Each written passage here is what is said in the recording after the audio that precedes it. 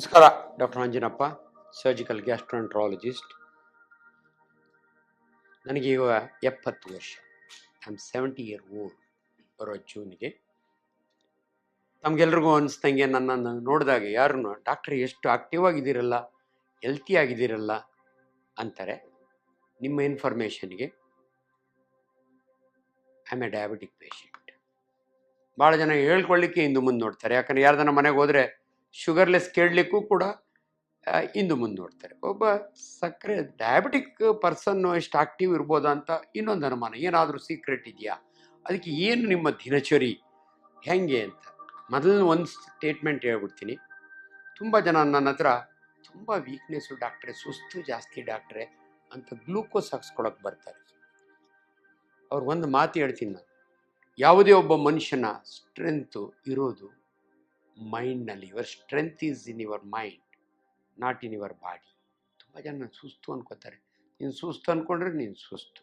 ಸಿಂಪಲ್ಲಾಗಿ ಹೇಳಬೇಕು ಅಂದರೆ, ನಾನು ಫ್ರೆಂಡ್ಸ್ ಜೊತೆಯಲ್ಲಿ ಯುರೋಪಿಯನ್ ಟೂರೋ ಅಮೆರಿಕನ್ ಟೂರೋ ಮಾಡಿ ಬಂದಮೇಲೆ ನೆಕ್ಸ್ಟ್ ಡೇನೇ ಪೇಷಂಟ್ ನೋಡ್ತಾ ಇರ್ತೀನಿ. ಏನಪ್ಪ ನೀನು ಟೈರ್ಡ್ ಆಗಲಿಲ್ವಾ, ಜೆಟ್ಲ್ ಆಗಿಲ್ವಾ? ನಾನು ಅವಾಗ ಅವ್ರಿಗೆ ಒಂದೇ ಮಾತು ಹೇಳಿ, ಅಪ್ಪ 10ನೇ ಕ್ಲಾಸ್ವರೆಗೂ ದನ ಕಾಯ್ದಿದ್ದೀವಿ, ಗೋಡ್ಮಣ್ಣು ಗಾಡಿ ಹೊಡೆದಾಗೆ ನಾನು ಸುಸ್ತಾಗಿಲ್ಲ ಅಂತದ್ರೊಳಗೆ ಏರೋಪ್ಲೇನಾಗ ಕೂತ್ಕೊಂಡ್ಬಂದ್ರೆ ಯಾಕಪ್ಪ ಸುಸ್ತಾಗತ್ತೆ? So it is your mental feeling. ನಾನು ಚೆನ್ನಾಗಿದ್ದೀನಿ. If I am strong, you are strong. ನಾನು ಭಾಳ ಖುಷಿಯಿಂದ ಹೇಳ್ಕೊಳ್ಳೋದು ಅಂದರೆ, ಕಾಯಕವೇ ಕೈಲಾಸ ಅಂತ ಹೇಳಿದಂಥ ಬಸವಣ್ಣನವರ ಮಾತು. I enjoy my work. ದಯವಿಟ್ಟು ನೀವು ಏನೇ ಪ್ರೊಫೆಷನ್ ಆಗಿರಿ, ನೀವು ಏನೇ ಇರಲಿ, ಮೊದಲು ನಿಮ್ಮ ಜೀವನವನ್ನು ಎಂಜಾಯ್ ಮಾಡೋದು, ನಿಮ್ಮ ವರ್ಕ್ನ ಎಂಜಾಯ್ ಮಾಡೋದನ್ನು ಫಸ್ಟ್ ಕಲ್ತ್ಕೊಂಬಿಡಿ. ಯಾರ್ದೋ ಇದಕ್ಕೋಸ್ಕರಾಗಿ ಅಯ್ಯೋ ಇದೊಂದು ಕರ್ಮ ಬಿಟ್ಟುಬಿಡಿ ಅದೆಲ್ಲ.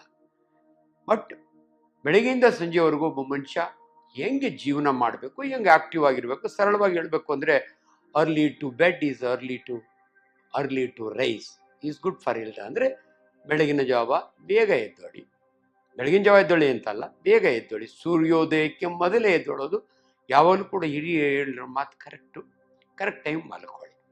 ಇದು ಮೊದಲನೇ ಪ್ರಿನ್ಸಿಪಲ್. ಎದ್ದ ಮೇಲೆ ಏನೆಲ್ಲ ಮಾಡಬೇಕು, ನ್ಯಾಚುರಲ್ ಇದೆಲ್ಲ ಅಟೆಂಡ್ ಮಾಡಿದ ಮೇಲೆ ಎಕ್ಸರ್ಸೈಸ್ ವೆರಿ ವೆರಿ ಇಂಪಾರ್ಟೆಂಟ್. ಅದರೊಳಗಾಗಿ ಪ್ರತಿಯೊಬ್ಬರೂ ಕೂಡ 70 ವರ್ಷದಲ್ಲಿ 90 ವರ್ಷ ನಿಮ್ಗೆ ಆದಷ್ಟು ವಾಕಿಂಗ್ ಮಾಡಿ. ಸೇಫ್ ಜಾಗದಲ್ಲಿ ಒಂದು ವಾಕ್ ಮಾಡೋದ್ರಿಂದ ಏನು ಅನುಕೂಲ ಅಂದರೆ, ನಮ್ಮ ದೇಹದ ರಕ್ತದ ಪರಿಚಲನೆ, ಸರ್ಕ್ಯುಲೇಷನ್ ಆಫ್ ಬ್ಲಡ್, ನಿಮ್ಮ ಹಾರ್ಟು ಚೆನ್ನಾಗಿ ಹೊಡ್ಕೊಳ್ಳುತ್ತೆ. ನಿಮ್ಮ ಮಸಲ್ಸು, ನೀವು ಡಯಾಬಿಟಿಕ್ ಇದ್ದರೆ ಯುಟಿಲೈಸ್ ಮಾಡ್ಕೊಳ್ಳುತ್ತೆ. ಈಗಲೇ ಒಂದು ಸಣ್ಣ ಮಾತು, ಸಕ್ಕರೆ ಕಾಯಿಲೆ ಅಂದರೆ ಅದು ಕಾಯಿಲೆ ಅಲ್ಲ, ಅದು ಒಂದು ಡಿಸಾರ್ಡರ್. ನಿಮ್ಮ ರಕ್ತದಲ್ಲಿ ಬ್ಲಡ್ ಶುಗರ್ 124 ಮಿಲಿಗ್ರಾಮ್ ಪರ್ ಡೆಸಿಲೀಟರ್ಗಿಂತ ಜಾಸ್ತಿ ಇದ್ದರೆ ನಾವು ಡಯಾಬಿಟಿಕ್ ಅಂತೀವಿ. ಸೊ ಈ ಶುಗರು ಬ್ಲಡ್ ಆಗಿರುತ್ತಲ್ಲ, ಅದನ್ನು ಯಾವ ಬಾಡಿಯಲ್ಲಿ ಏನು ಉಪಯೋಗಿಸ್ಕೊಳ್ಳೋದ್ರೆ ನಿಮ್ಮ ಮಾಂಸಖಂಡಗಳು ಅದನ್ನು ನಾವು ಉಪಯೋಗಿಸ್ಕೊಂಡ್ರೆ ಬ್ಲಡ್ ಶುಗರ್ ಕಡಿಮೆ ಆಗ್ತಾ ಹೋಗುತ್ತೆ. ಬ್ಲಡ್ ಶುಗರ್ ಬಗ್ಗೆನೇ, ಡಯಾಬಿಟಿಸ್ ಬಗ್ಗೆನೇ ಇವಾಗ ನಾನು ಮಾತಾಡ್ತಾ ಇಲ್ಲ, ಮಧ್ಯೆ ಮಧ್ಯೆ ಹಿಂಟ್ಸ್ ಕೊಡ್ತಾ ಇದ್ದೀನಿ. ಸೊ ಬೆಳಗ್ಗೆ ನೀವು ವಾಕಿಂಗ್ ಮಾಡೋದ್ರಿಂದ, ನೀವು ಡಯಾಬಿಟಿಕ್ ಇದ್ದರೂ ಕೂಡ ಅದು ಭಾಳ ಇಂಪಾರ್ಟೆಂಟ್ ಎಕ್ಸರ್ಸೈಸ್.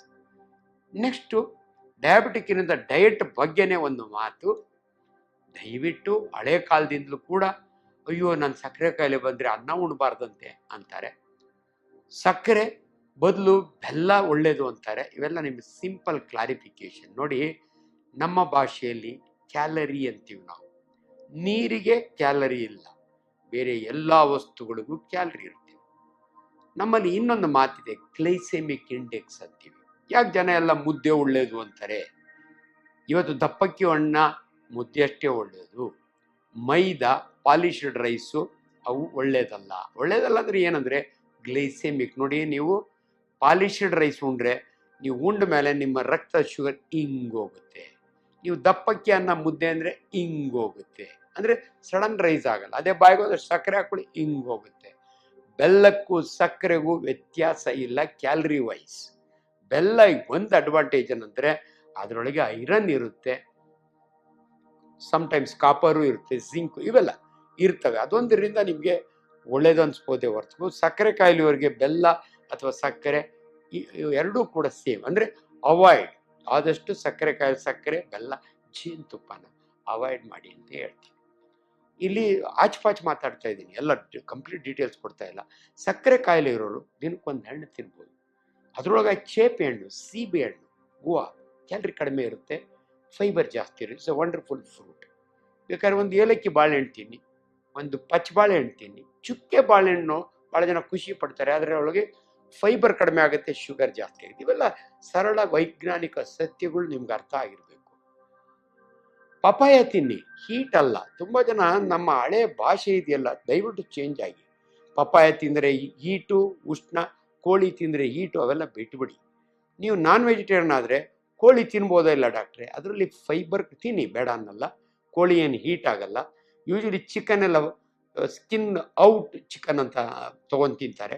ಪೋರ್ಕ್ ಆದರೆ ಅದು ಸ್ಕಿನ್ ಎಲ್ಲ ಇದು ಇರೋದ್ರಿಂದ ಅಲ್ಲಿ ಫೈಬರ್ ಜಾಸ್ತಿ, ಇಲ್ಲಿ ಫೈಬರ್ ಕಡಿಮೆ. ಚಿಕನ್ ತಿನ್ನೋರಿಗೆ ಕಾನ್ಸ್ಟಿಪೇಷನ್, ಮಲಬದ್ಧತೆ, ಹೀಟ್ ಅಲ್ಲ ಮಲಬದ್ಧತೆ, ಅದನ್ನು ತಪ್ಪಿಸ್ಕೊಳ್ಳೋದು ಹೆಂಗೆ ಅಂದರೆ ಚಿಕನ್ ತಿನ್ನೋದು ಬಿಡಬೇಕಾ? ಬೇಡ, ಚಿಕನ್ ತಿನ್ಕೊಳ್ಳಿ. ಅದ್ರ ಜೊತೆಗೆ ಸಲಾಡ್, ಸೌತೆಕಾಯಿ, ಮೂಲಂಗಿ, ಟೊಮೊಟೊ ತಿಂದರೆ ಕಾಂಪೆನ್ಸೇಟ್ ಆಗುತ್ತೆ.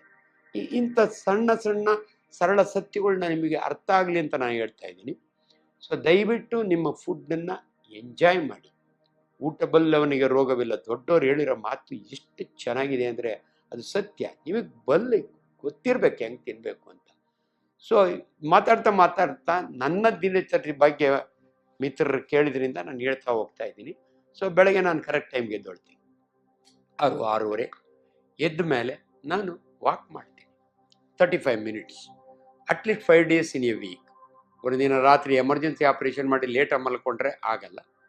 ಆಮೇಲೆ ನಿದ್ರೆಯ ಬಗ್ಗೆ, ಯಾಕಂದ್ರೆ ಬೆಳಗ್ಗೆ ಎದ್ದೊಳ್ಬೇಕಾದ್ರೆ ಚೆನ್ನಾಗಿ ನಿದ್ದೆ ಆಗಬೇಕಾ? ಇದು ತುಂಬ ಜನ ನಾನು ಕೇಳ್ತಾರೆ, ನಿದ್ದೆನೇ ಬರಲ್ಲ ಡಾಕ್ಟ್ರೆ, ರಾತ್ರಿ ಎಲ್ಲ ಒದ್ದಾಡಬೇಕು ಡಾಕ್ಟ್ರೆ. ನಾನು ಒಂದು ಸತ್ಯ ಹೇಳ್ತೀನಿ, 8 ಅವರ್ಸ್ ನಿದ್ದೆ ಕಂಪಲ್ಸರಿ ಅಲ್ಲ. ನಿಮಗೆ ಎಷ್ಟು ಖುಷಿಯಿಂದ ನಿದ್ದೆ ಮಾಡಿ, ಖುಷಿ ಅಂದರೆ ಒದ್ದಾಡೋದು ಬೇಡ. ಮಲ್ಕೊಂಡ್ರೆ ನಿದ್ದೆ ಬಂದರೆ ಬರಲ್ವಲ್ಲ ಡಾಕ್ಟ್ರೆ, ರಾತ್ರಿ ಬಿಸಿ ಬಿಸಿ ಸ್ನಾನ ಮಾಡಿ 1 ಗ್ಲಾಸ್ ಬಿಸಿ ಹಾಲು ಕುಡೀರಿ, ಮಲ್ಕೊಳ್ಳಿ, ಬರ್ಬೋದು. ಅಲ್ಲಿಗೂ ಬರಲಿಲ್ಲ ಅಂದರೆ ಭಗವದ್ಗೀತೆ ತೊಗೊಂಡು ಓದ್ತಾ ಕೂತ್ಕೊಳ್ಳಿ, ಅಥವಾ ಏನಾದರೂ ನೀವು ವರ್ಕ್ ಮಾಡ್ಕೊಳ್ಳಿ. ನಿಮಗೆ ನಿದ್ದೆ ಬಂದರೆ, ಚೆನ್ನಾಗಿ ನಿದ್ದೆ ಮಾಡೋರು ಇರ್ತಾರೆ, ಆ ಮಲ್ಕೊಂಡ ತಕ್ಷಣ ನಿದ್ದೆ ಗೊರಕೆ ಹೊಡಿಯೋರು ಇರ್ತಾರೆ, ಕೆಲವ್ರಿಗೆ ಬರಲ್ಲ. ನೀವು ಬರಲ್ಲ ಅಂತ ಕೊರಗಬೇಡಿ. ನಾನು ನಿಮ್ಗೆ ಆನೆಸ್ಟಾಗಿ ಹೇಳ್ತೀನಿ, ಮೋದಿಯವರು 3 ಅವರ್ ನಿದ್ದೆ ಮಾಡ್ತಾರಂತೆ. ಟ್ರೂ. ನಾನು 3 ಅವರ್ಸ್ ನಿದ್ದೆ ಮಾಡ್ತೀನಿ, ಒಂದೊಂದು ಸಾರಿ 4 ಅವರ್ಸ್ ಮಾಡ್ತೀನಿ. ಅದ್ರ ಬೆಳಗ್ಗೆ ಕರೆಕ್ಟಾಗಿ ನನಗೆ ಅಷ್ಟು ಖುಷಿ ಆಗುತ್ತೆ, ಸಾಕು. ಕಷ್ಟಪಟ್ಟು ನಿದ್ದೆನ ತಪ್ಪಿಸ್ಕೊಳಕ್ಕೆ ಬಂದರೆ ನಿದ್ದೆ ಮಾಡಿ, ಬಂದಿದ್ರೆ ಒದ್ದಾಡಬೇಡಿ. ಇದು ಮೊದಲನೇ ವರ್ಡ್. ಸೊ ಬೆಳಗ್ಗೆ ನಾನು ಕರೆಕ್ಟ್ ಟೈಮ್ಗೆ ಎದ್ದೊಳ್ತೀನಿ, ಒಂದು 1/2 ಅವರ್ ಎಕ್ಸಸೈಸ್ ಮಾಡ್ತೀನಿ. ನಾನು ಬ್ರೇಕ್ಫಾಸ್ಟ್ ಬೆಳಗ್ಗೆ, ಪರ್ಟಿಕ್ಯುಲರ್ ಡಯಾಬಿಟಿಸ್ ಹಳೆ ಕಾಲಕ್ಕೆ ಹೋಯ್ತು. ನಿಮ್ಮ ಬ್ರೇಕ್ಫಾಸ್ಟು ಕಿಂಗ್ ಥರ ಇರಬೇಕು, ಮಧ್ಯಾಹ್ನ ಊಟ ಕ್ವೀನ್ ಥರ ಇರಬೇಕು, ರಾತ್ರಿ ಪಾಪರ್, ಅವೆಲ್ಲ ಬಿಟ್ಬಿಡಿ. ಅವೆಲ್ಲ ಜೋಕ್ಸ್ ಹೇಳೋಕೆ ಅಷ್ಟೇ. ಬೆಳಿಗ್ಗೆ ಕ್ಯಾಲ್ರಿ ಇಂಪಾರ್ಟೆಂಟ್ ನನಗೆ. ನಾನು MBBS ಓದುವಾಗ ಗೌರ್ಮೆಂಟ್ ಮೆಡಿಕಲ್ ಕಾಲೇಜ್ ಬಳ್ಳಾರಿ, ನಮ್ಮ ಗುರಪ್ಪ ಮೆಸ್ನಲ್ಲಿ ಬರ್ತಾನೆ ಇರೋ ಚಪಾತಿ, ಬಿಸಿ ಬಿಸಿ ರೌಂಡ್ 20 ಚಪಾತಿ ತಿನ್ನಿ. ಇವತ್ತು ನನ್ನ ರಿಕ್ವೈರ್ಮೆಂಟ್ 2 ಚಪಾತಿ, ಯಾಕಂದರೆ ನಾನು 70 year old, I am diabetic, ನನಗೆ ಗೊತ್ತು. ಇದೇ ಸಮಯದಲ್ಲಿ ನಾನು ಹೇಳೋದು, ನೀವು ಚಪಾತಿನ ತಿನ್ನಿ, ಉಪ್ಪಿಟ್ಟನ ತಿನ್ನಿ, ಜೊತೆಗೆ ತರಕಾರಿ ತಿನ್ನಿ. ಅದಕ್ಕೆ 4 ಟೀ ಜ್ಞಾಪಕಟ್ಕೊಂಡು ಅಂತ ಹೇಳಿದೆ, ತಟ್ಟೆ ತುಂಬ ತರಕಾರಿ ತಿನ್ನಿ.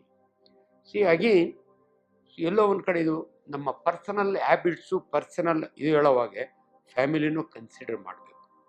ಯಾವಾಗಲೂ ಅಷ್ಟೇ, ನಿಮ್ಮ ಫ್ಯಾಮಿಲಿ ಹೆಂಗಿರಬೇಕು ಅಂದರೆ ನಿಮಗೆ ಸಪೋರ್ಟಿವ್ ಆಗಿರಬೇಕು. I am A very lucky fellow, I got A very lovely wife. ನನಗೇನು ಬೇಕೋ ಅದನ್ನು ಅವ್ರು ರೆಡಿ ಮಾಡಿಕೊಡ್ತಾರೆ. ಎಲ್ಲೂ ಒಂದು ಕಡೆ ಆತಂಕದ ಸಿಚುಯೇಷನ್ನು, ಜಗಳಗಳು ಅಂಥವಿರಬಾರ್ದು ಮನೆಗಳಲ್ಲಿ. Your tension is responsible. ಅದಕ್ಕೆ ನಾನು ಭಾಳ ಸರಿ ಭಾಷಣ ಮಾಡೋವಾಗ ಓಪನ್ ಆಗಿ ಹೇಳ್ತೀನಿ, I got A lovely wife.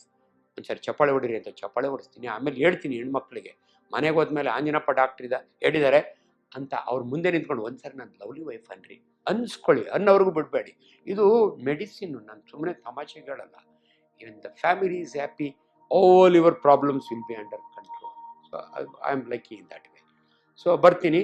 Tiffin ಆದಮೇಲೆ ಡಯಾಬಿಟಿಸ್ನವ್ರಿಗೆ ಈಗೆಲ್ಲ ಏನೇನೋ ಬಂದ್ಬಿಟ್ಟಿದೆ, ಕೀಟೋ ಡಯಟು, ಡಯಾಬಿಟಿಕ್ ರಿವರ್ಸಲ್ಲು, ಅವೆಲ್ಲ ಹೊಸ್ತಾ ಬಂದಿರೋದು.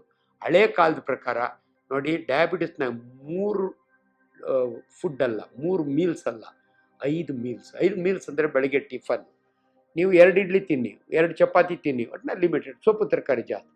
11 ಗಂಟೆಗೆ ಒಂದು ಸ್ನ್ಯಾಕ್ ತೊಗೊಳ್ಳಿ ಅಂತೀವಿ. ಬೆಸ್ಟ್ ಅಂದರೆ ನೀವೇ ನಮ್ಮ ಪ್ರತಿ ಸಾರಿ ಅಡುಗೆ ಮಾಡ್ಕೊಂಡು ಕೂತ್ಕೊಳ್ಳೋಕ್ಕಲ್ಲ, 2 ಮಾರಿ ಬಿಸ್ಕೆಟು, ಒಂದು ಶುಗರ್ಲೆಸ್ ಕಾಫಿನೋ ಟೀನೋ ತಗೊಳ್ಳಿ. 1-2 ಯುವರ್ ಲಂಚ್ ಹಾಗೆ ನಿಮ್ಮ ತಟ್ಟೆ ಒಳಗೆ ಒಂದು ಮುದ್ದೆ ಇದ್ದರೆ ಒಂದಷ್ಟು ಸೊಪ್ಪು ತರಕಾರಿ, 2 ಚಪಾತಿ ಇದ್ದರೆ ಸೊಪ್ಪು ತರಕಾರಿ. ಇದು ಭಾಳ ಇಂಪಾರ್ಟೆಂಟ್. ಸೊಪ್ಪು ತರಕಾರಿಗಳಲ್ಲಿ ಯಾವ್ದಾರು ತೊಗೊಳ್ಳಿ ಪರವಾಗಿಲ್ಲ. ಬದನೆಕಾಯಿ ಹೀಟ್ ಅಲ್ಲ, ಬೆಂಡೆಕಾಯಿ ಶೀತ ಅಲ್ಲ. ಆಲೂಗಡ್ಡೆನ ಕ್ಯಾಲ್ರಿ ಅಂತೀವಿ ನಾವು. ಆಲೂಗಡ್ಡೆ ಇಸ್ ಲೈಕ್ ರೈಸ್, ಆದರೆ ಕ್ಯಾಲ್ರಿ ಜಾಸ್ತಿ ಇರುತ್ತೆ. ಹಂಗನ್ಕೊಂಡು ಎಲ್ಲೋ ಸಾಂಬಾರನ್ನ 2 ಒಪ್ಪು